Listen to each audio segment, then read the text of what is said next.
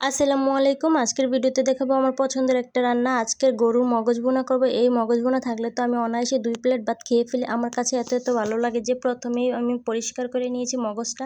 এখন কড়াইতে পরিমাণ মতো তেল দিয়ে দিয়েছি। তেল একটু বেশি পরিমাণে দিয়েছি। এখন পেঁয়াজ কুচি দিয়ে কিছুক্ষণ ভেজে নিব। তার ফাঁকে একটা মশলা করে নিব।